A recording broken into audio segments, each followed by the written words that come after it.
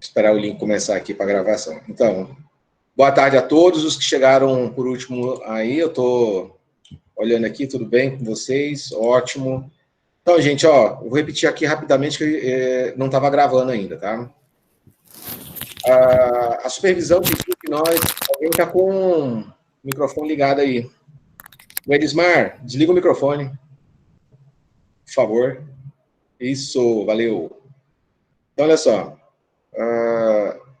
Foi solicitado que todas as atividades que a gente fizesse em aula estivesse no Moodle. Então, como vocês enviaram para mim o pré-projeto já impresso, eu vou abrir hoje à noite um link para vocês submeterem o arquivo do pré-projeto, tá joia? Escolham um membro do grupo que vai fazer o envio. Não precisa ser todo mundo, não. Só que, para cada barra que tem lá na nossa sala de aula, cada atividade que tem, vocês vão ver um quadradinho. Mesmo que não seja você, do seu grupo, que vai submeter o pré-projeto, que vai enviar, você tem que entrar lá e clicar que você visualizou aquilo ali. Você entra, visualiza e clica no quadradinho, tá? Vocês não podem esquecer de clicar naquele quadradinho, gente. E aquele ali, ele conta como parte da frequência de vocês. Tá joia?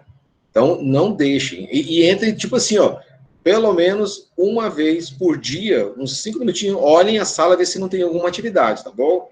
Eles pediram que a gente programasse para toda segunda-feira a gente enviar material para vocês, né, para fazer o repositório. Só que como as minhas disciplinas, a gente atrasou quase 2 semanas, né, só dia 11 que os diários ficaram disponíveis para eu começar a mexer neles, a gente está um pouco atrasado. Então, assim, a gente vai ter muita atividade para colocar. Outra coisa também, em relação à avaliação, a primeira avaliação que a gente vai fazer dia 17 de março, né? Dia 17 de março a gente vai fazer a avaliação. E devido à pandemia a gente não pôde fazer. Eu vou fazer o seguinte, eu vou marcá-la para o dia 29 de maio. Isso vale, ó, para TPA e TPO. Estou falando para as 2 turmas aqui. Controle de qualidade, que é o Dessones e a Natália, eles estão trabalhando de uma forma diferente de avaliação. Então, Tamati, você falou alguma data? Porque a minha câmera travou aqui. Tá, 29 de maio. Tá? Dia 29 de maio. Como que vai funcionar a nossa avaliação? Vocês lembram o simulado que vocês fizeram? Eram 9 questões só, né?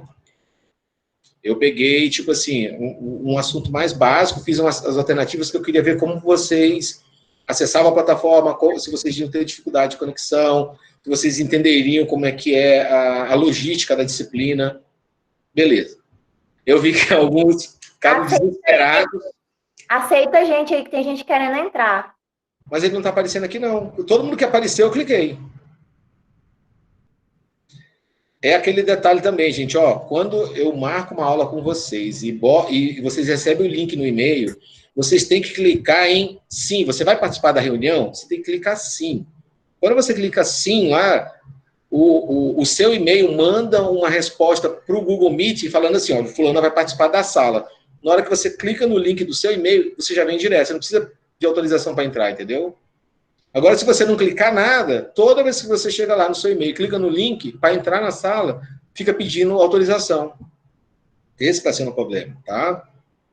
Eu achei que vocês já estavam por dentro desse mecanismo aqui. Bem, então, dia 29...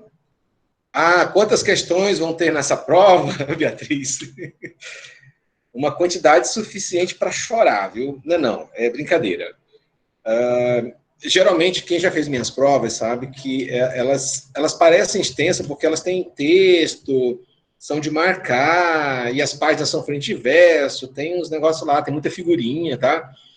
Mas vocês viram que as provas do Moodle, as questões do Moodle, elas são muito diretas, elas não permitem que a gente faça muito malabarismo, não, tá bom?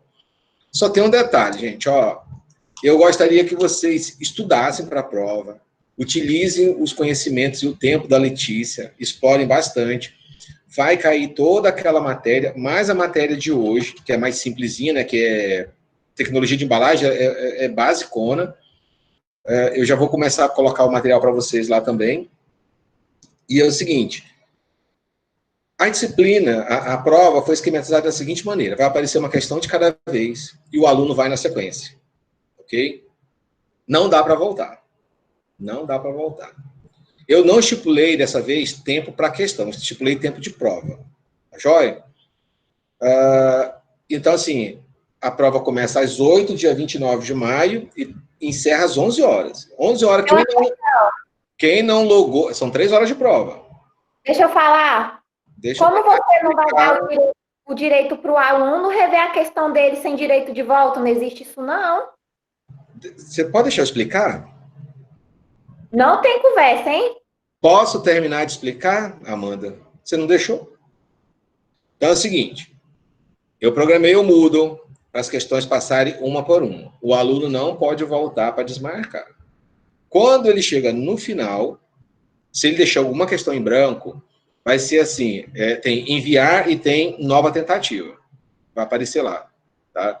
Só que esse nova tentativa, o aluno não pode desmarcar o que ele já marcou. Vocês vão ver que se você tentar desmarcar alguma coisa lá, ele vai dizer não permitido, não permitido. Entendeu? Eu deixei essa opção, caso aconteça, por exemplo, de na hora que o aluno estiver numa questão, ele marcar, avançar e a internet travar e não receber a resposta dele, aí ele pode voltar e marcá-la de novo. Tá joia? Só que vocês só vão poder fazer isso uma vez. Quando você chegar na última questão, você só pode voltar para dar uma olhada mais uma vez. Ok? Então, fiquem muito atentos nisso. Outra coisa, o Moodle foi programado para os alunos vão entrar na sala no mesmo horário. Ele não vai mostrar a mesma questão para 2 alunos logados, principalmente em relação à parte geográfica. Se tiver 4 alunos aqui em séries logados nos IPs próximos, ele vai embaralhar as questões e embaralhar as alternativas, tá bom? Infelizmente vai ter que ser assim, porque senão vocês vão ficar colando um do outro. E esse não é o objetivo da disciplina, entendeu? Tá? Eu espero que vocês compreendam isso. Eu quero saber o que vocês estudaram para aprender. Juliana, é para dar um kkkk mesmo. Tá joia, gente? Então vai ser o seguinte, ó, serão 4 provas diferentes, ok? Vocês vão entrar, as questões serão embaralhadas entre essas 4 provas. Então, tipo assim, a prova de um aluno dificilmente será igual a outra. Tá joia? Eu pedi para o Moodle pegar o banco de questões e dar uma embaralhada boa. Então, não tem jeito. Deixa eu ver o que mais. Tá, então a prova dia 29, vocês loguem às 8 horas, avise os colegas lá, eu estou deixando um aviso também no Moodle, vou deixar o aviso no Moodle, vou mandar no WhatsApp para o pessoal ficar bem atento. Então, tipo assim, compartilhem com vocês, dos grupos de vocês aí, e dá a notícia, olha, dia 29 vai ser a nossa prova de TPA, TPOA. Outra coisa, data dos seminários. Nós já tínhamos agendado. Quando eu passei o seminário, a gente ficou já marcando as datas de defesa, tanto que a gente sorteou quem ia apresentar primeiro, quem ia apresentar depois, né? Sorteamos temas entre os grupos e sorteamos a sequência de apresentação.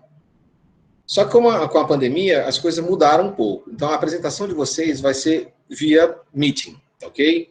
A gente vai marcar as datas, vou marcar as datas, vou colocar as datas das apresentações, vou criar o link dessa reunião.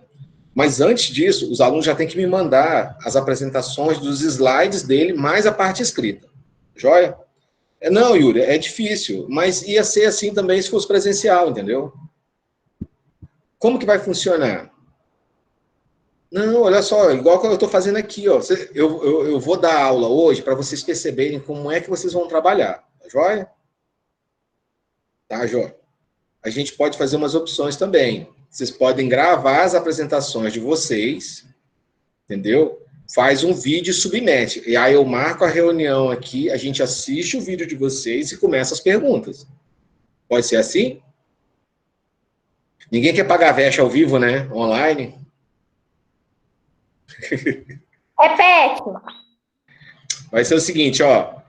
Para quem não conseguir apresentar online, vocês podem gravar a apresentação fora, pega o vídeo, submete para mim, aí eu marco a reunião aqui no Meeting, com a aula, né? Todo mundo assiste a apresentação de vocês. Eu passo o vídeo aqui do meu computador, ok? E vou colocar também lá no Moodle, tá joia? Então, assim, mesmo quem não conseguiu acessar na hora, vai poder entrar no Moodle lá. Nossa, Mati, você vai me matar. Vai não, gente. Nossa, tipo assim, é a melhor parte que a gente pode fazer agora. Tá? É o que a gente pode fazer agora para vocês, para tentar minimizar isso aí. Tá bom. Mas antes disso, já vai estar, a gente vai marcar as datas aqui, eu vou colocar no Moodle lá, da primeira apresentação. Antes disso, vocês já tem que mandar a parte escrita, tá ok? Só as pessoas, não. Todo mundo. As pessoas do grupo que vão ver a apresentação, não. É a apresentação em sala de aula, amiga. Tá bom? Todo mundo tem que participar, sabe por quê? Eu quero ver que esse conteúdo que vocês vão apresentar no seminário é conteúdo de aula, ok? E vai cair na segunda prova. Por isso que vocês têm que assistir. Porque eu sempre questiono os alunos, os pontos, eu sei cada um dos temas que vocês pegaram. E eu sei o que ele tem que abordar. Se o trabalho de vocês faltar alguma coisa, vocês, eu preencho isso na avaliação durante a aula online. Mas não é obrigatório também assistir a aula online, vocês lembram, né? Porque essa aula está sendo gravada e vai ser colocada lá no Moodle, ok? Não vai passar vergonha não, Beatriz. Vocês não passam vergonha quando estão na sala de aula, aí, ok? E a gente está aqui para aprender, tá bom? E é uma coisa nova nós estamos aqui tentando. Para mim também isso aqui tudo é novo, não tem nada que eu já saiba fazer aqui não, tá bom? Ai, meu Deus, a Lana fazendo Deus abençoe. Beleza. Na sala de aula é humilhação. Também acho que você pode até maquiar sua apresentação, fazer uns efeitos especiais, que na sala de aula não permite, né? Bem, alguma dúvida até aqui? Então, só recapitulando. Eu vou, hoje à noite, colocar um link lá na sala de TPA e de TPOA para vocês encaminharem os pré-projetos, tá bom? Na forma de tarefa. Porque está sendo solicitado que a gente faça isso, tudo que a gente faça de atividade na sala de aula nesse semestre tem que estar no Moodle. Então, nós vamos fazer o seguinte, vocês submetem, só precisa um do grupo submeter, mas todos da turma tem que entrar lá e clicar na caixinha dessa atividade, tá bom? Mesmo que você não envie nada. Deixa eu ver o que mais aqui. Basicamente isso. Ninguém tem mais alguma dúvida aqui, gente? As apresentações a gente começa depois da prova, tá bom? A prova vai ser dia 29, então na semana seguinte a gente já começa as apresentações. Quem? Samila? O que você está perguntando, Sam? Ah, tá. Parte escrita e slide até o dia 30. Pelo amor de Deus, me envia bem antes a parte escrita e bem antes os slides também, porque eu tenho que conferir, porque quem vai passando os slides aqui sou eu, que tenho que verificar os slides de vocês, tá joia? Porque eu dou nota neles também. Desculpa, Samila, eu não vi que você estava... É que o chat está andando muito rápido aqui, tá? Então, sim, vocês têm que mandar com antecedência. Hoje é dia 18, então vocês têm aí na faixa de 12 dias. Já era para estar pronta essa parte escrita. Façam igual o Heitor. O Heitor tem que me perguntado, né, o que é para ter. Tem pego mais dicas do negócio do seminário dele, do tema, e eu tenho dado dica. Então, assim, vocês têm que procurem a Letícia também, que ela pode ajudar vocês, tá, sobre a elaboração, né, para ela fazer o trabalho para vocês, não, viu? Beleza, mais alguma dúvida? Não, né? Bem, gente, ó, a gente tinha marcado até essa data. Foi mesmo. Eu olhei na minha agenda aqui, a gente já tinha até marcado. Então, eu vou continuar. Só a nossa prova que está atrasada, que era de 17 de março, vai ser agora dia 29 de maio, tá bom? Bem, eu tenho uma pergunta. Para. No caso, tem a sequência de apresentação. Vai seguir aquela mesmo, né? Quantas apresentações por dia? É a mesma do sorteio, vão ser 2 apresentações por dia. Tá. E eu posso até fazer o seguinte, para não demorar muito, porque a nossa aula era uma vez por semana, então a gente levaria 3, 4 semanas. Eu vou marcando de 2 a 3 encontros semanais, aulas de 1 hora, para os alunos para vocês apresentarem, sabe? Para ser mais rápido. E, tipo assim, uma semana a gente termina tudo. E aí já parte para o módulo 3, tá bom? Eu tenho outra pergunta. Pergunta. No caso, o primeiro módulo encerrou, então acabou, né? Não tem que voltar no primeiro módulo, não, né? Olha, no primeiro módulo, ele vai ficar aberto até o dia 30 de maio, porque hoje que a organização do congresso lá disponibilizou os vídeos. E mesmo assim, na hora que eu cliquei nos vídeos lá, alguns não estavam abrindo, estavam travando. Aí eu entrei em contato com a organização, o Marcelo, que era da organização lá que publicou os vídeos, ele foi, deu uma conferida e começou a corrigir dos travamentos que estavam dando, tá bom? Então, assim, o relatório é para enviar até o dia 30, tá lá. Eu já coloquei, eu mudei até hoje de manhã a data de envio e os negócios lá, as autorizações. Então, ok? Não, Yuri, não pesa demais, não, Yuri. Eu sei que vocês têm outras matérias, mas, gente, vocês estão só com 1/5 das matérias que vocês têm no semestre normal. No módulo 2, agora começou a oferecer, entendeu? Tá joia? Ah, não, a apresentação vai ser em separado, tá? Eu vou marcar as da agronomia e vou marcar as da zootecnia, vão ser separadas assim, tá joia? Não vamos fazer um montão junto, não. Tá ok. Então, olha só, vamos dar início à nossa aula aí. Vocês estão ouvindo perfeitamente, estão conseguindo visualizar, né? Eu vou compartilhar com vocês aqui. Eu vou colocar a tela inteira, só que é o seguinte, na tela inteira eu não vou conseguir ver vocês, tá bom? E nem vou... Não vou botar a janela, fica mais fácil. Vamos ver se carrega aqui. Vocês vão ver que vai abrir um segundo perfil meu, escrito assim, a apresentação. Vocês têm que clicar nele para poder ver, tá bom? Estão vendo aí? Carregou? Yes. Beleza, vamos começar. F5. Seria tão bom se ele... Carregou. Tá indo? O meu ficou escuro aqui.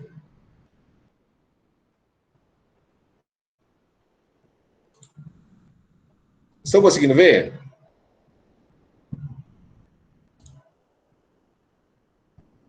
Beleza. Estão vendo aí, gente? Tá? Porque eu estou com a tela inteira aqui e eu não estou conseguindo visualizar o que vocês estão vendo, tá bom? Deixa eu ver aqui, tem uns... Jesus do céu, meu telefone para. Não estou vendo nada. Não, agora sumiu, deu tela preta. É que eu estava carregando ainda, tá? Deixa eu voltar aqui. Tela preta? Para a apresentação. Vamos voltar lá. Vou apresentar de novo aqui, ó. Uma janela. Essa janela. Estão vendo? Sim. Ótimo.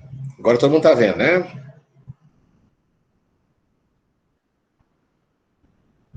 Deixa eu voltar lá para a apresentação. É difícil porque o que vocês veem não é o que eu vejo, entendeu? Beleza, agora acho que eu estou vendo exatamente o que vocês estão vendo aí. Fala, macarrão. Beleza. Bem, gente, então, a tecnologia de embalagem, ela é super importante para a engenharia de alimentos, para a área de ciência e tecnologia de alimentos, porque não adianta nada você preparar um alimento com todas as condições, qualidades nutricionais, nutracêuticas e tudo que você puder, e um custo acessível, e pecar na embalagem, que é onde você vai guardar o material, ok? Como é que eu faço... gente, é que faltou eu fazer a apresentação, tá? Iniciar a apresentação aqui. Tá. Vocês estão conseguindo ver? Ok. Então, como eu estou falando da embalagem, então a natureza, ela já proporciona embalagens naturais para nós, né? E, inclusive, o ser humano se baseou em muitas delas para desenvolver as embalagens para alimentos. Aqui nós temos o exemplo da banana, que é a embalagem perfeita, porque você colhe o produto verde, o que você vai consumir, que é a polpa da banana, está protegido pela casca, essa casca amadurece com o tempo. Então, assim, você colhe a banana num tempo verde, que ela está bem resistente, e ela vai amadurecendo conforme chega no consumidor. Os ovos também são... A casca do ovo também é um exemplo de embalagem super fenomenal, porque ela permite respirar, né, o produto que está dentro. A melancia também. Então, assim, o ser humano tem copiado essa parte de proteção da embalagem da natureza. Então, embalar nada mais é do que colocar o produto dentro de um recipiente para conservá-lo. Vocês sabem que hoje não adianta produzir muito alimento se você não consegue conservá-lo. Então, uma das formas de conservar o alimento é protegendo ele dentro de uma embalagem que seja eficiente.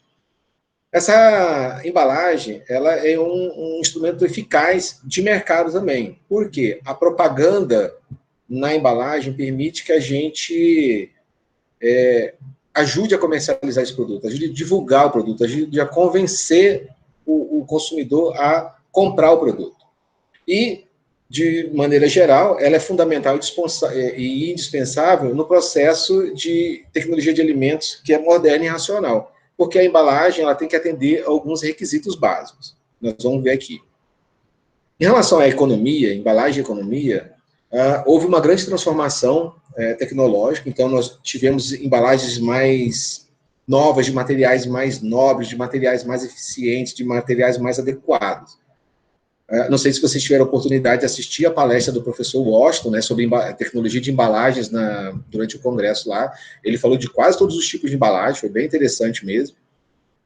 A embalagem, ela tem que atender à adequação, principalmente às exigências de ordem ambiental. Hoje não é concebível mais que uma embalagem não seja, por exemplo, reciclada ou reaproveitada. Esse é um parâmetro crucial. Inclusive, existe todo um movimento mundial para que não se consuma produtos que tenham muitas embalagens, para não gerar lixo, ok? Então, esse é um cuidado em relação à economia que nós temos que atentar muito mesmo quando você está trabalhando no desenvolvimento de uma embalagem para o produto que você está desenvolvendo. Eu estou falando isso porque, lembra que vocês estão desenvolvendo um produto alimentar também, né? Então, na hora que vocês pensarem no produto de vocês, já comecem a pensar como que vai ser a apresentação dele na embalagem, como que vai ser essa embalagem, e se ela atende a esses requisitos e a essas funções. Bem, nós temos que ter uma atenção também à necessidade do consumidor. Por quê? Antigamente, as pessoas compravam sacas de 60 quilos de arroz, por exemplo. Hoje, ninguém compra mais do que 5 quilos. E com a diminuição das famílias, né, hoje é casal com um filho, ou só casal mesmo, isso já é bem comum, as pessoas estão comprando pacote de 2 quilos, 1 quilo de arroz. Então, assim, atender a necessidade do consumidor. Então, as porções têm diminuído para atender a essa mudança social em relação ao comportamento do tamanho de família. A embalagem também é um instrumento de marketing e da década de 80 para cá, a indústria percebeu isso. Se vocês olharem propagandas antigas, vocês vão perceber que as embalagens não eram muita coisa. Tipo assim, eram bem simples, o mínimo de cor possível, você nem tinha ideia do que estava dentro. Hoje não, hoje a embalagem reflete quase que perfeitamente o que deveria estar dentro, né? Igual esse bolinho, como é que chama esse aqui? Petit gâteau da Renata aqui, a foto exterior está perfeita, mas quando você abre ele está amassado, não está igualzinho, ok? Então, a embalagem é um instrumento de marketing, sim.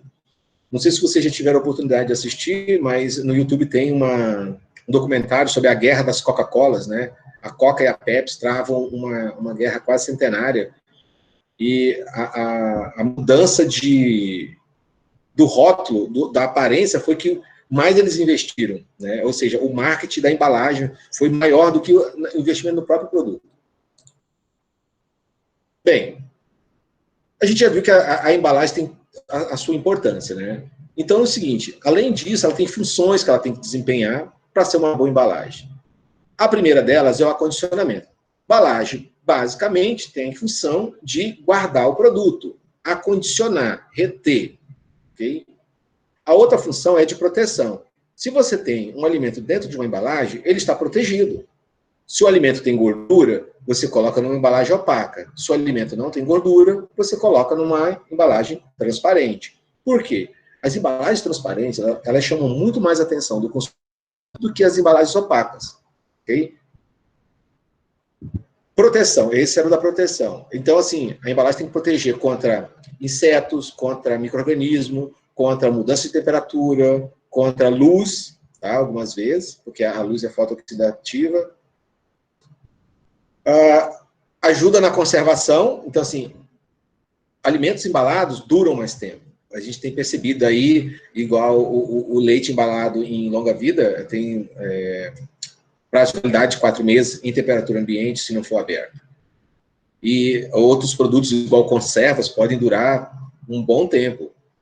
Eles encontraram uma expedição no Ártico, de um cara que morreu no século XIX, e a tripulação dele, o barco ficou encalhado lá no gelo, e depois de 200 anos eles acharam as conservas que eles tinham levado, estavam todas boas, todas viáveis. Tá? Então, mostrando que a importância da embalagem como um meio de conservação. Distribuição. A embalagem facilita bastante a distribuição. Lembra quando eu comentei sobre o saco de arroz de 60 quilos? Antigamente isso era comum, né? Você ter uma despensa que você guardava saco de arroz, saco de feijão, saco de farinha, em quantidades, porque as famílias não tinham acesso ao supermercado o tempo todo. Hoje não. Devido a essa mudança social que nós tivemos, guardar os produtos em embalagens menores, mais acessíveis e que atendam às necessidades de cada vez famílias menores, facilita a distribuição. Então, assim, é muito mais fácil você distribuir, por exemplo, o molho de salada em embalagens pequenas de 250 gramas ou 235 gramas, do que em pacotes de 5 quilos ou em garrafas de 5 quilos. Outra função da embalagem também é identificar o produto. Você bate o olho na embalagem e você sabe do que se trata. Um caso icônico disso, de identificação, é o formato da embalagem da Coca-Cola, né, que é única. Então, essa identificação, ela tem que conter várias informações, tipo o nome do produto, a quantidade, a forma de conservação, ela tem que fazer várias funções aqui, a embalagem, tá? De comunicação. E, principalmente, atrair o consumidor. Tá? Observe aqui, ó, esse pote de yakisoba, né, de molho para yakisoba. Ele está bem colorido, um destaque do preto com vermelho e o amarelo, atraindo a atenção do consumidor. Opa! Desculpa, gente. Cliquei no mouse aqui sem querer, tá? Comunicação, conveniência. Aquilo que a gente estava falando sobre o tamanho das porções. Hoje é muito mais conveniente você ter produtos pré-prontos, né? Antigamente você preparava uma salada em casa, aí você preparava um molho você mesmo, com tomate, ketchup, vinagre, limão, sal, temperos, aquelas coisas todas. Hoje você compra uma infinidade de molhos, porque é conveniente. Você só precisa lavar os produtos da salada e jogar o molho em cima. Igual está o caso aqui, ó. A mesma coisa, molho de macarrão. Você preparar macarronada, você não precisa mais fazer aquele molho de tomate que cozinha quase 1 hora. Por conveniência, você compra um molho de tomate do sabor que você quer. De bacon, de tomate italiano, de pomarola, de tomatela. E usa, né? Uma outra função da embalagem é vender o produto. Observe aquilo que eu falei do marketing antes, né? A embalagem, ela ajuda a vender o produto. Tanto que a indústria começou a fazer, tipo assim, não é cópia de uma embalagem de uma marca famosa, mas ela começou a copiar os padrões. Uma marca menos famosa começou a copiar os padrões da embalagem da marca mais famosa, né? Para ajudar a vender. E dá resultado. A gente percebeu aí, tem uns estudos mostrando, eu li ano passado, que o sabão em pó assim, ele adotou as cores do Omo, né, e pediu para o supermercado colocar lado a lado. Então, se a pessoa não prestar atenção no que ela está comprando, for só pelo efeito visual, ela bate a mão na caixa de assim, achando que é Omo, ok? E o último item, que é o marketing, que 2 décadas atrás não era tão importante, hoje é o espírito do negócio. O marketing está valendo até mais que o produto. Quantos de nós já não compramos algum produto porque a embalagem era bonita, porque o marketing na televisão era espetacular, e na hora que você vai consumir o produto, ele não é aquilo que estavam vendendo lá, né? Que me diga quem já foi no McDonald's, olha naquele letreiro lá, aquele sanduíche bonitão, na hora que os caras te entregam o negócio, tá tudo caindo fora, aquela carne sem cor, até a mostarda não tem cor de mostarda. Tá? Bem, essas foram funções. O papel que a embalagem tem que desempenhar. Ela, como embalagem, para ela atender alguns requisitos que devem nortear o uso e a escolha da embalagem. Primeiro, a embalagem tem que ser bonita, esteticamente agradável, ok? Então, as pessoas usam de toda a criatividade, cor, né, para fazer a embalagem ficar bonita, esteticamente agradável. Então, isso é um requisito. É obrigatório a embalagem ser bonita? Não, porque tem as funções que ela tem que atender. Mas, como requisito, se ela for bonita também, perfeito. Tamanho e formas funcionais. Observe que tem embalagens que não são funcionais para nós. Quem já comprou, quem trabalha em comércio, por exemplo, em Pit Dog, compra óleo em galões, né, de 5 litros. Quem compra ketchup de 2,5 litros, 3, 5 litros. Para nós, de família, isso não seria adequado. Então, o tamanho e a forma tem que ser funcional. A embalagem tem que ser fácil de abrir, então ela tem que ser atender esse parâmetro aqui de requisito. Reter o alimento de um modo conveniente sem vazamento. Gente, qualquer embalagem que esteja furada, vazando, rachada, trincada, não pode servir de embalagem. Então, assim, ela tem que conter o produto sem deixar vazar. Até porque, senão, ela não está atendendo a função de proteção, né? Que é barrar, servir de barreira entre o alimento e o agente deteriorante, que pode ser o micro-organismo, pode ser o oxigênio, pode ser a água, pode ser a luz. Então, outra coisa também, abrir com facilidade e fechar com segurança. Isso aqui já é uma coisa da década de 90 para cá, que a indústria começou a se preocupar com isso. Antes, as embalagens mesmo de margarina eram difíceis de abrir, a tampa ficava bem lacrada mesmo, quando você conseguia abrir, você praticamente rasgava o pote inteiro. Hoje eles melhoraram bastante isso, então foi uma evolução muito grande. Uma outra a gente observou nas conservas, hoje tem aquela tampa abre fácil com clipe, né, igual de cerveja, que você puxa e a lata abre, deixando com que o tal de abridor de lata perdesse a função. Hoje eu acho que a gente não usa mais abridor de lata, né, porque quase todas as latas têm o clipe de abertura, ou tem aquela tampinha de borracha que você tira, o vácuo entra e a tampa se solta. Mas antigamente, as latas de conserva eram bem complicadas de abrir. Você precisava do abridor de latas, e se você fosse canhoto, você estava ferrado, porque o abridor era feito só para destros, né? As latas de sardinha vinha com uma chavinha, que você tinha que abrir o negócio girando. Era muito complicado. E aí você podia se cortar, podia derrubar, se a chavinha quebrasse, se a fitinha quebrasse, você não tinha mais comida. Tá? Então, não abria com facilidade antigamente. Hoje já está abrindo com facilidade e são seguras.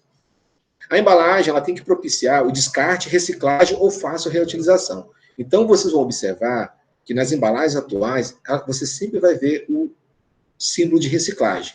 Reduzir, reutilizar, reciclar, que são os princípios do gerenciamento ambiental para diminuição de resíduos, né? Então, a embalagem tem que ser o máximo possível reciclável, descartável ou reutilizável. De preferência que ela seja biodegradável. Então, eu estou dando preferência hoje para papelão, plásticos biodegradáveis já existem, porque nós temos um problema seríssimo de microplástico nos oceanos e nos mananciais de água, isso está virando um negócio sério para nós já. Design que atenda às exigências legais com relação à rotulagem de alimentos. A legislação de alimentos, ela é bem complexa, a brasileira, tá? Eu acho que em termos de mundo, em termos mundiais, a nossa legislação de alimentos é a melhor do mundo. Ela atende tudo, ela descreve tudo. Só que é o seguinte, como ela é bem detalhada, ela acaba dificultando a vida de quem está trabalhando com embalagem. Por quê? Você tem que ler 400 páginas de um documento que muda de 2 em 2 anos para se adequar às novas mudanças, aos novos materiais. Então, assim, antigamente se podia embalar com embalagem de aço diretamente na embalagem. Agora não pode mais, porque o aço, mesmo sendo inoxidável, se o alimento for ácido, ele pode corroer o aço e começar a soltar resíduo dentro do alimento. Isso teve que mudar. Então já tem que ter verniz, revestimento e tudo mais. Ok? Então a embalagem, ela tem que atender à legislação pelas normas de rotulagem. E são bem complexas, tá bom? Eu tenho uma pergunta. Fale. Aquela embalagem, quando fala assim, por exemplo, aquele material que pode ir ao micro-ondas que não libera um princípio, fenol, não sei o quê. O bisfenol. Aí, por exemplo, tem que estar identificado na embalagem que ela é livre disso ou não? Tem, tá. Você vai ver um triângulozinho igual a esse aqui, e ele vai estar, tipo assim, eu acho que é polipropileno 5, o que vai ao micro-ondas que não libera bisfenol. Tá? E a indústria que coloca esse daí, ele já põe lá, pode ir ao micro-ondas, porque ele sabe que não libera bisfenol. Porque os outros materiais, quando eles vão para o micro-ondas, eles amolecem e liberam o bisfenol. Esse é o problema. Tá? Mas a gente vai morrer mesmo, né, gente? Isso é só para quem quer viver muito. Vamos lá. Requisitos ainda. Atrair a atenção do consumidor. Okay? Então, assim, a embalagem tem essa função, realmente, de atrair a atenção do consumidor. Ela não pode reagir com o produto. Isso é um negócio... Não faz sentido nenhum você ter uma embalagem que passe cor, cheiro, ou mude as características do seu alimento. Você não quer isso. Então, assim, a embalagem tem que ser o mais inócua possível. Esse aqui é o sonho da indústria. Uma embalagem de baixo custo com alta durabilidade. Ok? Existe um binômio que é inversamente proporcional. Toda vez, quanto menor o custo da embalagem, a durabilidade dela não é tão boa. Tá bom? Então, tipo assim, as embalagens que custam mais tendem a ter uma durabilidade maior. Aí você observa pelo alumínio, a gente observa isso pelo vidro. Tá? A embalagem não pode ser tóxica, tá? Ela não pode ter nenhum componente, por exemplo, faz pouco tempo que nós descobrimos que o bisfenol podia ter uma reação fisiológica no organismo humano que não era detectável antes. A mesma coisa foi com a dioxina. Muitos dos processos de fabricação de alimentos liberavam dioxina como um resíduo. E só depois que começou a se perceber os efeitos cancerígenos disso, os efeitos de alteração hormonal. E agora não. Aí isso já é considerado tóxico. A indústria se mobilizou rapidamente com o desenvolvimento de novos materiais. Então, hoje, praticamente, as nossas embalagens são atóxicas, né? Com exceção das que vêm da China. Orientar o consumidor no uso do produto. Gente, isso é importantíssimo. Apesar da legislação obrigar o fabricante a colocar a orientação de uso do produto na embalagem, nós temos um problema chamado consumidor. O consumidor, ele não lê a embalagem, aí quando ele usa a embalagem de forma incorreta para acessar o produto e estraga, aí ele fala, isso é uma porcaria, isso não serve, essa indústria é uma droga. Não é. É porque a gente observa o leite também mesmo em caixinha, ele tem um pontilhado vermelho em cima, falando assim, abra aqui, aí a pessoa vai e corta do outro lado. Não dá para entender um trem desse. Então, orientar o consumidor do uso do produto, ok? Isso é básico. Mas o consumidor também tem que fazer a parte dele e ler a embalagem. Se vocês olharem as latas de conserva, de leite moça, essas coisas, que tem aquele clipe para abrir, está escrito lá como que você deve, qual dedo que você tem que enfiar e como que você deve apoiar o seu polegar para poder puxar. Não é puxando de qualquer maneira. Tá? E está desenhado. Como tem pessoas que não sabem ler, eles desenharam. Tá bom? Bem, a embalagem tem que seguir as normas de rotulagem. Isso é básico, tá? Se ela não estiver adequada à legislação, ela não pode ir nem para o comércio, ok? Isso também, gente, é uma das coisas que a gente se preocupa muito. Sabe esses queijos que são vendidos? Tipo assim, o cara tem uma mini latinha, ele produz um queijo, aí distribui na cidade, aí o cara fatia, coloca vamos dizer assim, no isoporzinho com filme PVC, bota uma etiqueta lá, não fala que data de validade é aquilo, não fala qual é a procedência daquele produto, sabe? Você não sabe nada daquele negócio. Tanto que, quando a indústria, os supermercados, por exemplo, ele compra um queijo da Piracanjuba, ou um queijo da Italac, uma mussarela, por exemplo, ele fatia e coloca na bandejinha, a indústria já manda para o supermercado os adesivos para colocar, porque para indicar que aquilo ali é da Italac, que aquilo ali é da Piracanjuba. O consumidor sabia a quem recorrer. Já esse que a gente chama de queijo clandestino, né? Você vai recorrer para quem? Você chega para o supermercado, ele, vou falar com o fornecedor, vou ver. Ele nem sabe, tem 3, 4 fornecedores que entregam o queijo para ele. Então, a embalagem não está atendendo a um dos requisitos básicos da legislação, que é informar o consumidor de que produto que ele está consumindo e de quem é esse produto.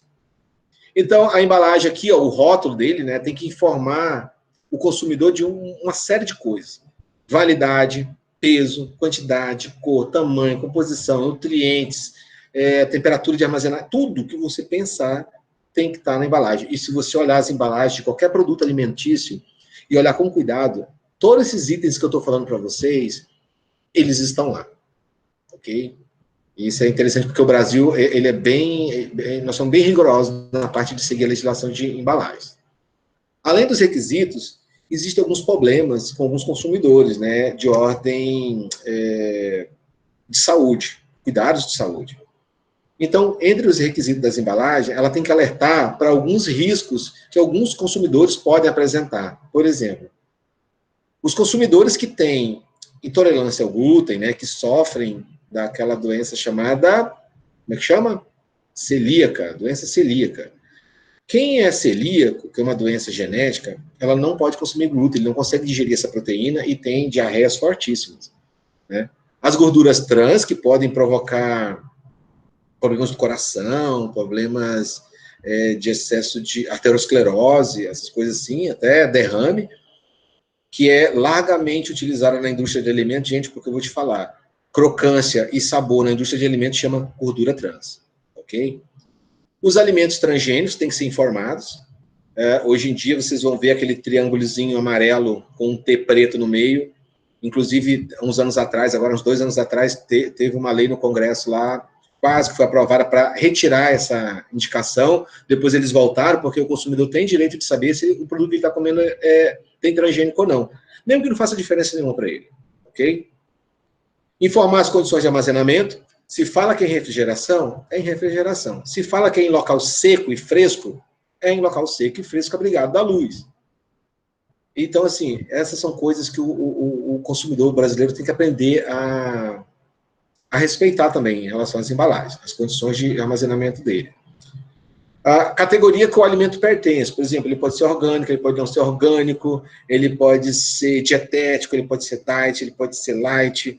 Então, assim, a embalagem, a função dela, principalmente em relação ao rótulo, é esclarecer o consumidor em relação a isso.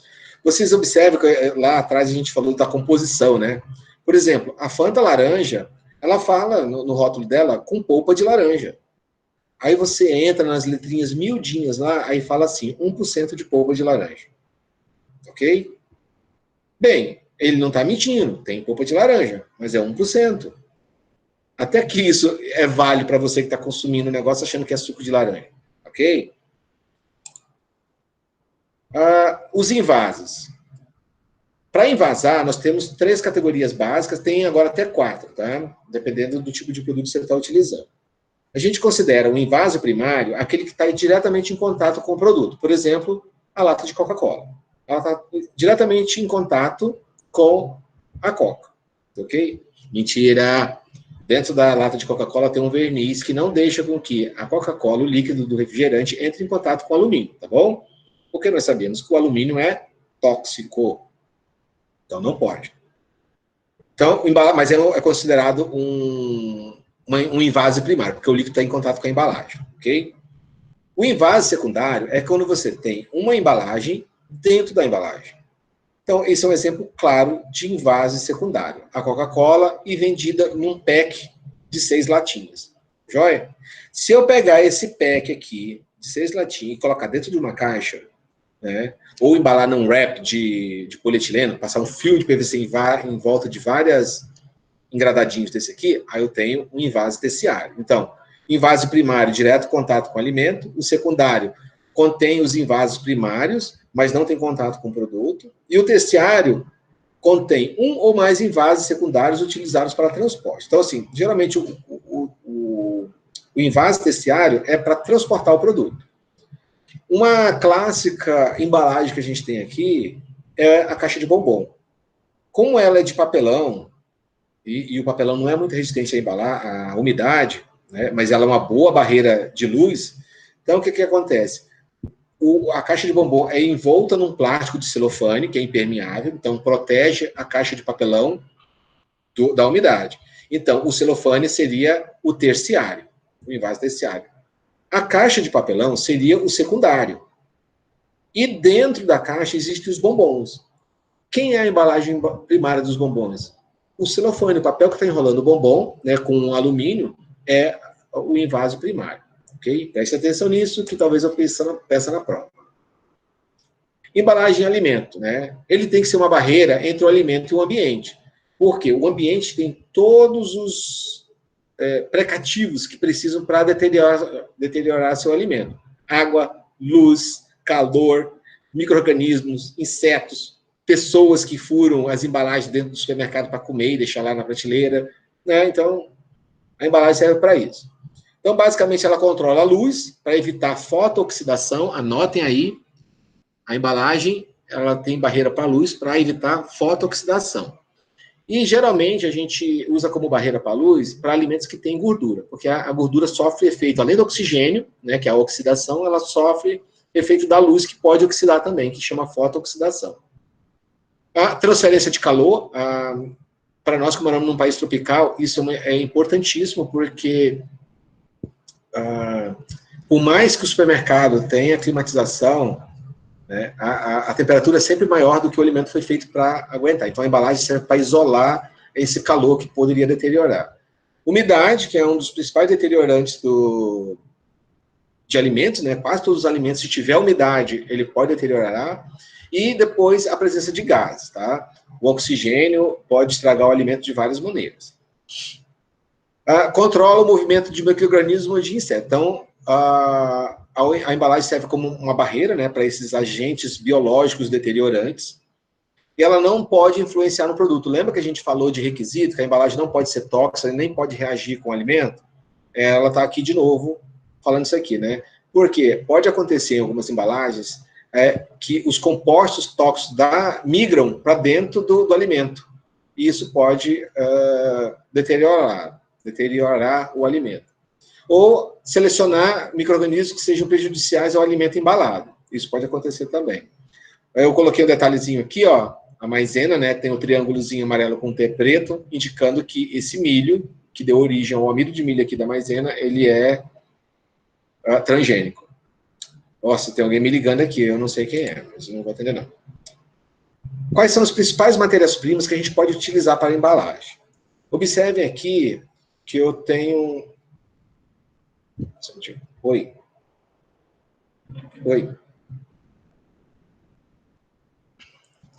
Vocês observam aquela embalagem que eu falei para vocês da lata, com um clipe? Tem as instruções aqui e a forma de abrir muito fácil. As embalagens a embalagem mais ideal, o material mais ideal seria o vidro. Ele reúne, tipo assim, se você for colocar os top 10 das embalagens, o vidro ganha disparado. Ele é um dos mais antigos materiais que a gente utiliza para embalar alimentos. Ele preserva o sabor, ele não reage com o produto. Ele é uma barreira para a transmissão de gases, ou seja, ele é impermeável, então não deixa os gases permear pelo material do vidro. Podem ser lavados e reutilizados N vezes, né?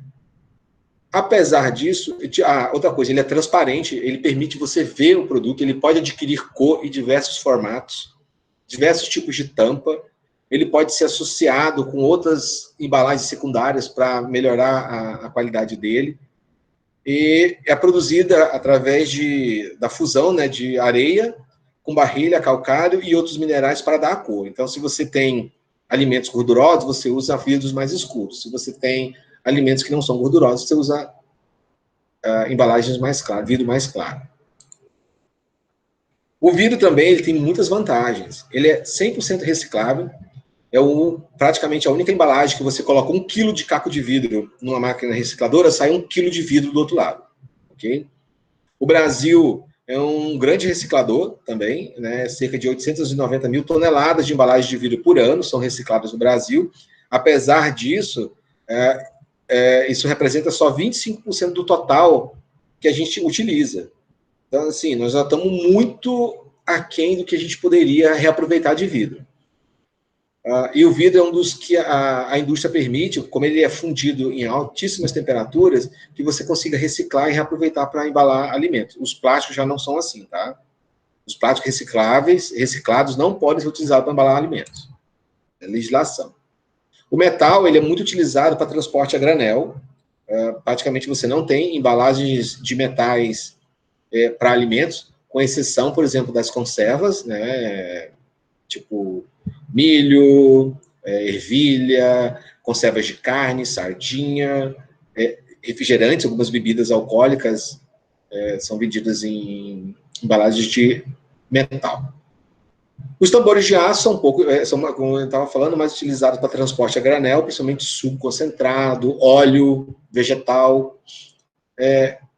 O uso inicial para a preservação dos alimentos, inicialmente se utilizava bastante, agora, com o passar do tempo, a gente passou a usar outros materiais, principalmente plásticos aluminizados, né, que são bem protetores também, e eles aumentam o tempo de venda do conteúdo. Se você for numa indústria de ketchup, massa de tomate, a colheita é feita num período, e eles não conseguem processar tudo de uma vez. Então, quando ele termina de processar, para não jogar tudo no mercado de uma vez e baixar o preço, eles estocam dentro de uns bags de alumínio, de plástico aluminizado, a polpa concentrada, e guardam nesses tonéis e estocam no pátio para a indústria ir usando quando estiver na entre-safra.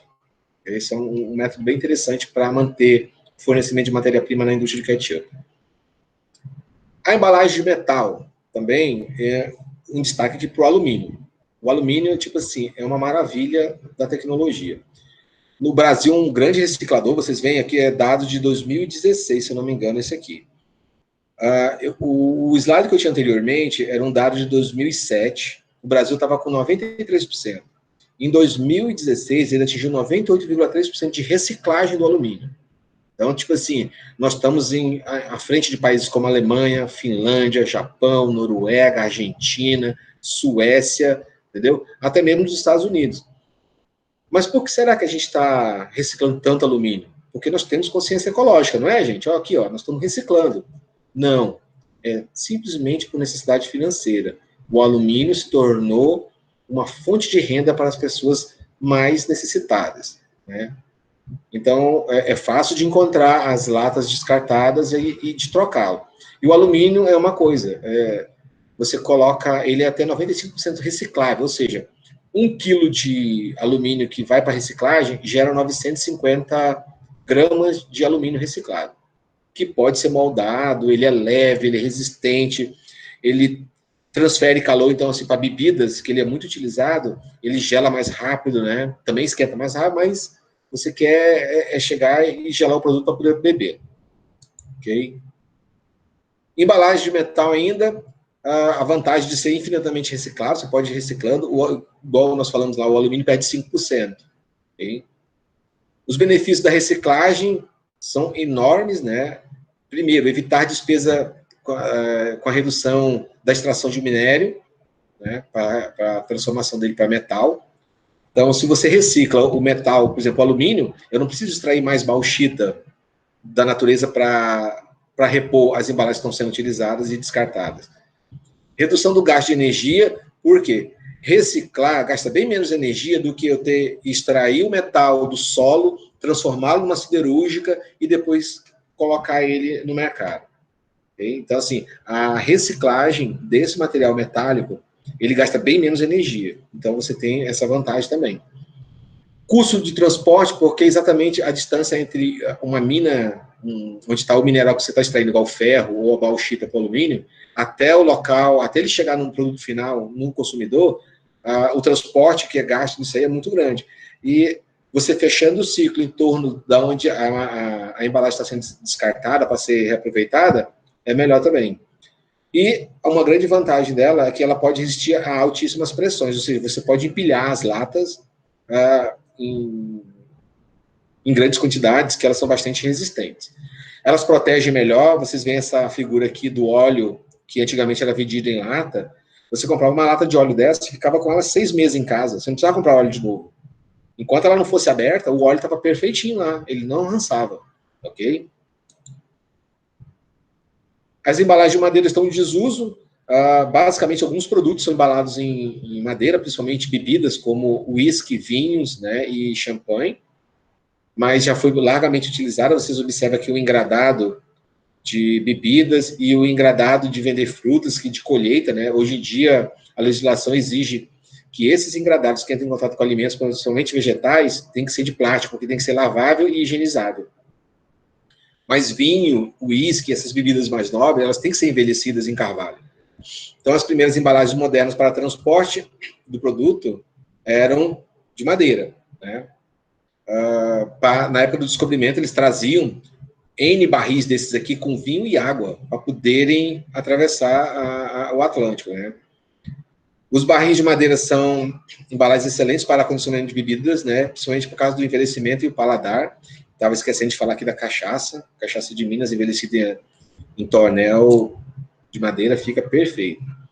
E após o descarte das embalagens, dos engradados, o pessoal começou a dar uma utilização para eles, principalmente os decoradores e arquitetos, um reaproveitamento disso para fabricação de móveis, né? Então, estrados e caixotes começaram a se transformar em móveis para essa geração mais descolada, né, que está aí, que é a geração de vocês, ou então ela era queimada para a produção de energia. Tá? A embalagem de papel e papelão... Materiais alternativos. Materiais alternativos, né? Você está reaproveitando também, né? Olha só. Com certeza, minha casa é cheia de material alternativo. Isso é bom, isso é bom. A embalagem de papel e papelão, elas têm algumas vantagens bem práticas, principalmente por serem simples, baratas, relativamente leves, e também elas podem adquirir vários formatos. Okay? Geralmente a gente acha ela no formato de caixa, né, paralelepípedo ou quadradas, mas existem caixas hexagonais, iguais da pizza, circulares, tipo assim, existem várias formas de utilizar o papelão e o papel como uma embalagem versátil. O problema dela é que ela não é resistente à água. Então, você sempre tem que usar um invólucro plástico ou impermeável nas caixas de papelão. Existe hoje em dia o papelão encerado, né, que ele dá uma boa, vamos dizer assim, uma média proteção para a umidade. Ele resiste até um determinado ponto, depois a cera perde a validade e o papelão começa a absorver a umidade. São colocadas diversas camadas de polietileno ao redor do papelão para aumentar a resistência dele, e cada vez mais a gente utiliza na indústria alimentícia. Por quê? Porque ela é biodegradável, ela é reciclável, okay? Então tem várias vantagens. Então ela é 100% biodegradável, a utilização de embalagem de papelão ou papel. 1 tonelada de papel que é reciclado, você poupa mais ou menos 20 árvores na natureza. Então, assim, reciclar é um ato de consciência ecológica. A reciclagem também ela proporciona algumas outras vantagens, além da economia, da derrubada de árvores, né? Por exemplo, 70% da economia de energia, o que você gasta para derrubar uma árvore e transformá-la em papel para ser utilizado numa embalagem, quando você recicla o papelão, você economiza 70% da energia que seria gasta nesse processo todinho. Você economiza água, porque eu não sei se vocês tiveram oportunidade de ver, mas produzir papel gasta muita água, gera muito resíduo. Menor volume para os aterros, né, sanitários, então se você está reciclando, menos papel e papelão está chegando nos aterros. E hoje, os estudos têm demonstrado que 25% do lixo que estão nos aterros são papel e papelão. Ou seja, 1/4 daquela montanha de lixo poderia estar sendo reciclado ainda. Né? Alguém está fazendo pergunta, eu acho, no chat aqui, gente, só que igual eu falei para vocês, na hora que eu estou com a apresentação, eu não consigo visualizar o que vocês estão falando, tá? Esses são consumidores de aquário do Contra? que é isso, menino? Lara Lohane entrou aqui, acho que ela era que estava me ligando. Vamos lá, continuando aqui. Então, a gente viu que 25% dos aterros sanitários são papel e papelão, eles poderiam estar sendo reciclados. As embalagens plásticas são a maravilha da tecnologia moderna nossa. Tá? Tanto que a gente lotou os oceanos, os rios, os lagos de plástico e os aterros sanitários. Mas isso começou a mudar. Então, após a Segunda Guerra Mundial, o plástico se difundiu, os derivados de petróleo, e nós começamos a usar para tudo. Tá? E não nos preocupávamos muito com o que ia acontecer depois. Quando a gente começou a ver as montanhas de lixo voltando nas enchentes para dentro das nossas casas, né, e dando refluxo nos esgotos, nos bueiros, a gente começou a ter uma certa consciência. Hoje, a gente tem essa consciência que o plástico tem que ser reaproveitado, tem que ser reciclado, tem que ser uma opção de coisa. Mas eles têm muitas vantagens. Por exemplo, são leves, são moldáveis, eles podem adquirir várias formas, cores, tipos de fechamento, tipos de bico para você beber, tomar gole, para você despejar líquidos mais grossos. É assim, uma maravilha. Oferece uma boa proteção, tem uma boa barreira térmica e isolante para gases também. Tem aumentado muito o interesse no reaproveitamento de vários tipos de plástico, né, no mundo inteiro, por pressão dos países desenvolvidos que já estão fazendo essa reciclagem há muito tempo. O Brasil nós estamos chegando bem atrasado nessa parte aí. Outra coisa que eu tenho que falar para vocês aqui, ó, é os formatos em que o plástico pode ser moldado. Ele é muito mais versátil que o papelão, por exemplo. Ele pode adquirir praticamente qualquer formato que você quiser, até de animaizinhos, né? Quem já tomou uns sucozinhos de chup-chup que vem no formato de gatinho, de helicóptero, ele pode ser moldado de qualquer formato que você quiser, que seja prático ou não, depende do alimento que você está querendo vender. Você é antigo, hein, professor? Sou das antigas, bicho, chup-chup. Só que eu não sei como é que vocês chamam hoje em dia esse negócio. Hein? Beleza. Aí nós vamos chegar agora na tal da embalagem. Tá? A embalagem. A Tetra Pak desenvolveu, há mais ou menos 15, 20 anos atrás, a embalagem Tetra. Inicialmente eram só 4 camadas, e aí, com o desenrolar da indústria e novos alimentos sendo acondicionados nas embalagens Tetra, eles começaram a ter que adaptar. Então, hoje, a embalagem Tetra, na verdade, são 6 camadas, ok? A primeira camada aqui é um plástico, um polietileno, e a função dele, basicamente, é proteger o papelão, que é a camada 2, que é o papel, que dá suporte à caixa, da umidade, ok? E barrar gases também, a entrada de gases. Porque vocês sabem que o papelão ele é poroso, então tanto gases quanto umidade podem passar. Mas como o papelão ele é forte, ele dá uma estrutura, ele precisa ser protegido. Então, o que eles fizeram? Colocaram uma camada de plástico do lado de fora, o papelão, e por dentro eles cobriram de novo com uma de papelão. Por quê? Essa camada, a camada número 3 aqui, ela é de aderência para o alumínio, que é a camada 4. Olha como é que funciona.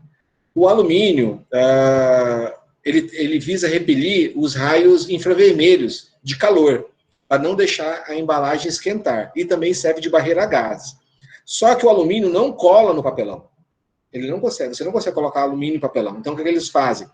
Colocam uma camada plástica, e essa camada plástica, ao ser aquecida, adere ao alumínio, que, por sua vez, adere ao alumínio e ao plástico, e ao papelão, ok? Então, você tem uma barreira de gases e impermeabilizante de água aqui, tem o papelão que vai dar suporte à caixa, tem a terceira camada, que é o plástico, de novo, que vai ligar o alumínio ao papelão, o alumínio para proteger do calor, né, os raios infravermelhos que transmitem calor, então o alumínio reflete esses raios infravermelhos, e por dentro você tem 2 camadas de polietileno para dar aderência, tá? Uma para dar aderência e a outra mais para ser impermeável na embalagem interna. Então vocês observem que isso é uma maravilha da tecnologia moderna. Praticamente qualquer coisa você pode embalar na Tetra Pak. Só que nos anos para cá, o uso se tornou tão difundido da Tetra Pak que ela virou um problema. Não havia reciclagem para a Tetra. Não tinha como reciclar isso aqui. Aí a indústria Tetra lançou um desafio mundial que quem conseguisse estabelecer um processo de reciclagem das embalagens Tetra Pak ganharia um prêmio lá de 10 milhões de dólares. Uma empresa sul-coreana desenvolveu o sistema, ela consegue separar as 6 camadas do produto e usar eles para fabricar, tipo assim, o polietileno, aquelas camadas de polietileno que tem na embalagem Tetra, ela faz potes de plástico. O alumínio, ela recicla para fazer latas de alumínio. E o papelão é reciclado para fazer novas embalagens de papelão. Então, tipo assim, essa empresa coreana rachou. Okay? Então, vocês observem que vários produtos podem ser armazenados na Tetra. Molho de tomate, leite, sucos, leite condensado, leite de soja, azeite. O que você pensar dá para ser embalado nas embalagens Tetra. De preferência, eles estão embalando produtos líquidos, né? Porque facilita o uso. Mas nada impede, por exemplo, que eu embale grãos ou café, por exemplo, dentro de uma embalagem Tetra. Seria até interessante, só que seria muito mais caro. Okay? Bem, em relação aos tipos de embalagem plástica, existe N, eu não sei se vocês lembram da palestra do professor Washington, lá do seminário, só de plástico, gente, eu citei só alguns aqui, porque não é função nossa mostrar todos. Para o pessoal da engenharia de alimentos, isso aqui são mais ou menos 6 aulas que é dado só sobre embalagem, tá? E os plásticos dominam quase tudo. Aqui nós temos o polipropileno, é muito utilizado em tampas e pequenos frascos e rótulos, porque eles são bem resistentes, tá joia? Isso aqui é um exemplo claro de polipropileno. Essas vasilhazinhas que você usa da Tupperware, da Poliplástico, esse negócio, é tudo polipropileno. Então, a característica dele é ser resistente. O poliestireno é utilizado, por exemplo, para bebidas quentes ou frias, por exemplo, porque, basicamente, o poliestireno expandido é o isopor, ok? O policloreto de vinila, ou PVC, também é altamente utilizado, e o PVC tem uma característica. Ele pode ser tanto maleável, igual aquele filme de PVC, você cobre a comida, os restos de comida, para pôr na geladeira, aquele negócio, tampar as embalagens plásticas, se você vir de tampa. Como ele é flexível daquele jeito, é transparente, como ele pode ser rígido, igual um cano de água, um cano hidráulico. Então, existem embalagens de PVC para alimentos e para produtos que são de PVC, mas são rígidos. Mas o que a gente mais conhece é exatamente o PVC, que é utilizado na indústria alimentícia, que é o flexível, é o filme de PVC. Okay? Então, o PVC é altamente distribuído, ele pode ser rígido ou maleável, é utilizado em cosméticos, em produtos de limpeza, indústria automobilística, alimentícia e por aí vai. Tá? Eu acho que dos plásticos é um dos mais versáteis que existe. Como vocês veem aqui, ó, as embalagens plásticas, lembra que eu falei para vocês que eles podem adotar qualquer formato? Então, geralmente as embalagens plásticas para a indústria são comercializadas na forma de tubetes, assim, ó. Esse tubete é colocado numa forma aquecida, eles injetam o vapor em alta pressão, né? Vapor a mais de 100 graus, o plástico dilata com o vapor e pega o formato da forma. Então, você pode ter cores, tamanhos, formas que você quiser, ok? Opa! Calma! Aí. Beleza. Outro tipo também muito utilizado é o PET, a garrafa PET, que é o polietileno, teratalato de polietileno. É muito utilizado em fase de refrigerante, para armazenar óleo. Eu posso até perguntar para vocês aqui, professor, por que o óleo é vendido Por que o óleo é vendido em embalagem transparente se ele oxida com a luz? Né? Então, olha só, o PET é muito utilizado então, para bebidas, né, refrigerantes e águas. O polietileno de alta densidade, ele é mais firme. Muitos dos potinhos desses que liberam bisfenol são base de polietileno de alta densidade, tá? Então, eles são mais utilizados para armazenar alimentos guardados em freezer e geladeira, mas que não vão ao calor. Na forma sem pigmentos, são muito utilizados em frascos de laticínio, sucos e águas. E na forma pigmentada, os plásticos podem ser utilizados para frascos de maior volume, como detergentes, branqueadores, óleos e etc. Óleos mineral, essas coisas. O isopor, né, que é o poliestireno, geralmente ele é usado como embalagem secundária, nunca como primária. Os biofilmes. Os biofilmes é o seguinte, e é relativamente novo, tem uns 15 anos as pesquisas de biofilme. Você desenvolve algumas camadas, geralmente à base de gomas, amidos, que são películas que vão cobrir o alimento e protegê-lo. Tá? Deixa eu ver aqui, alguém está fazendo pergunta. O Denis quer entrar. Alguém fez pergunta ainda? Não, né? Acho que era só o menino querendo entrar mesmo. Tá, ok, vamos lá.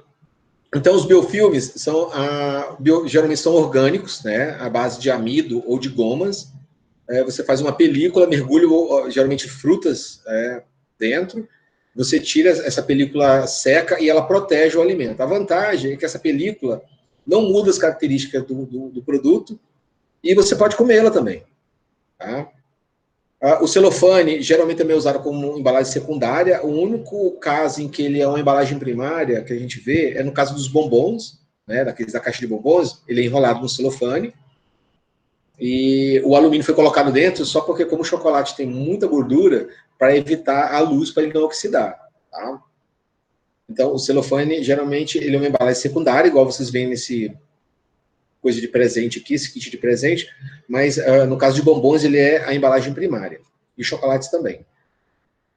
Filmes comestíveis. O Bob's desenvolveu, e o McDonald's também depois adotou, para o Mac Lanche Feliz, para o lanche para as crianças, né?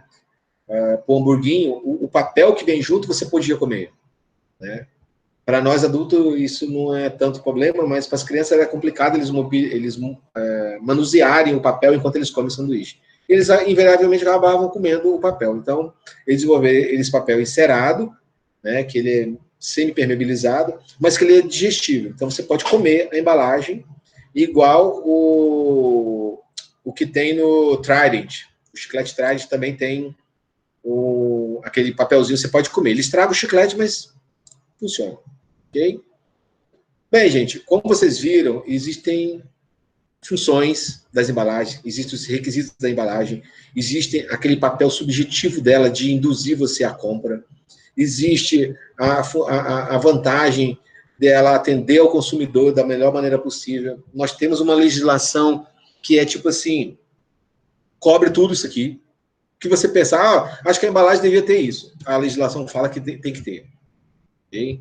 Então, eu gostaria que vocês, nessa apresentação, depois, quando vocês forem no supermercado, comecem a olhar com mais atenção as embalagens, comecem a ler as informações, comecem a absorver essas informações e comecem a passar as informações corretas para os colegas e as pessoas do convívio de vocês, tá? Esse é o que eu tinha para falar para vocês. Então, vamos lá. Aberto para as perguntas. Eu já fiz minhas perguntas. Tá no chat aqui, né? Praxedes, Amanda. O que é igual preservativo, Amanda? Aquelas embalagens de plástico purinho, menino. Deu parecendo Ô, professor, Amanda, você já experimentou produto de sex preservativo? Produto de sex shopping. Ai, Jesus. Outro, mas fica rindo, produto de sex shop utilizam embalagens eróticas. Eu sei, tem até comestível lá, né? Eu sei dessas coisas também. Mas não é alimento, tá? Tem também, tem as calcinhas comestíveis. Ai, ai. Vou fazer comentário, não. Tá, joia. Alguém tem alguma dúvida, gente? Tem? Ai, eu não aguento. Não, vocês podem perguntar, eu tô aqui. E o relatório do WTCA, Kayami, o que você quis perguntar com isso aqui? Que você entrou depois, eu estava vendo lá, o relatório tem até o dia 30 para enviar, tá bom? O que é um consumidor de aquário? Oi, fala, Caio. Professor, uma pergunta. O senhor falou o negócio das embalagens. Disse que tem vários tipos de embalagem. Por que no Brasil não regulariza somente um tipo de embalagem para facilitar a reciclagem? É porque é o seguinte, você tem que ver aquele negócio do custo, da disponibilidade, e, tipo assim, a indústria sempre tenta fazer da melhor maneira possível dela uma embalagem que seja adequada para o produto, mas ao mesmo tempo não custe muito caro e que seja reciclável. Então, assim, são tantos parâmetros para ela atender que se a legislação, tipo assim, determinar só, vai usar só esse tipo de embalagem, ela está tolhindo a indústria de melhorar, entendeu? Tanto que a gente percebeu que a legislação coloca os parâmetros que devem ter, mas observe que a reciclagem da embalagem, ela é um requisito, ela não é obrigatória. Tá? Se a embalagem for reciclável, melhor ainda. A questão toda é que a indústria, a legislação só pode dizer o seguinte, não, seria bom se ela pudesse ser reciclável, mas não é exigente, mas que ela, como obrigação, ela não pode ser tóxica, ela tem que proteger o produto, ela tem que dar as informações, entendeu? Então a legislação se preocupa mais com a parte prática do que com uma parte secundária, como seria a parte ambiental. Mas que totalmente importante, tá? Perguntas? Yuri, sua avó tá rachando de rir desse negócio, é? Deixa a avó ouvir, não. Isso é para menores de 60.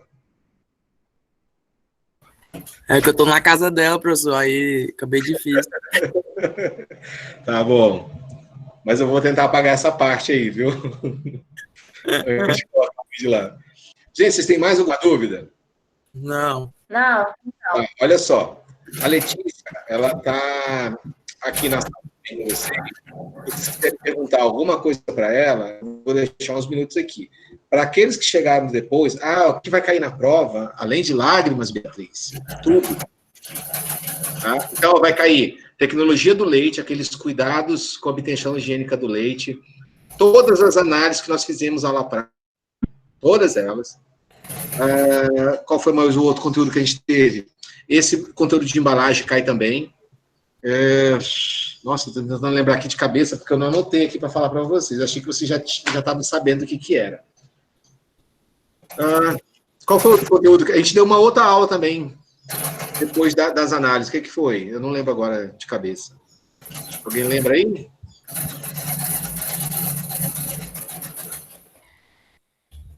Eu acho que sim, eu vi sim. Foi top papado contra...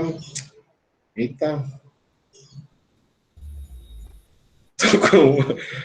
Tô com medo de estragar o meu PC de tanto que eu vou chorar. Ei, Yuri.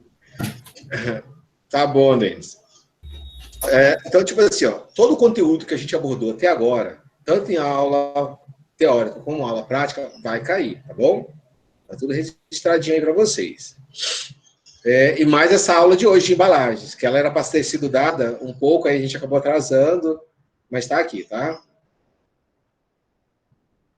Então, gente, olha, vai ser o seguinte, eu vou acertar com a Letícia os dias, ela vai me indicar os dias da monitoria dela, eu vou marcar a reunião, vocês entrem para tirar a dúvida da prova. Eu sei que vocês estão com dúvida naqueles balanceamentos de equação, naquelas transformações de neutralização de acidez do leite, né? Estudem bastante mesmo, que cai. Tá? Cai mesmo. Então, explorem a Letícia aí, ela tá para ajudar vocês, tá? Mas também, pelo amor de Deus, não vou ficar ligando para a menina 3 horas da manhã. Tem os horários de atendimento e tem o nosso grupo do WhatsApp. Qualquer coisa que vocês tiverem dúvida e não conseguir comunicar, manda no WhatsApp lá, marca Letícia, assim, faz a pergunta e ela vai tentar auxiliar vocês. Se ela não conseguir, aí ela vai me acionar, tá bom? Então, gente, obrigado por vocês terem comparecido aqui. Eu espero que vocês possam aproveitar. Eu vou tentar melhorar essas aulas, eu vou tentar fazer com que a nossa sala lá fique o mais digerível possível, tá ok? A gente vai trabalhar com um tempo mais elástico, porque parece que a gente não vai ter férias em julho, né? A gente vai entrar os módulos para tentar compensar. Então, assim, não se preocupe, a gente vai tentar dar os 60% que falta da nossa matéria dentro do modo EAD. Tá? E eu sempre vou dar mais prioridade para essas aulas gravadas, tá bom? Online. Então, se vocês não tiverem, tipo assim, nada a mais para perguntar, qualquer coisa me procure no WhatsApp, tá bom? Beijão para vocês, fiquem com Deus. Até a nossa próxima aula. let's go! Let's go!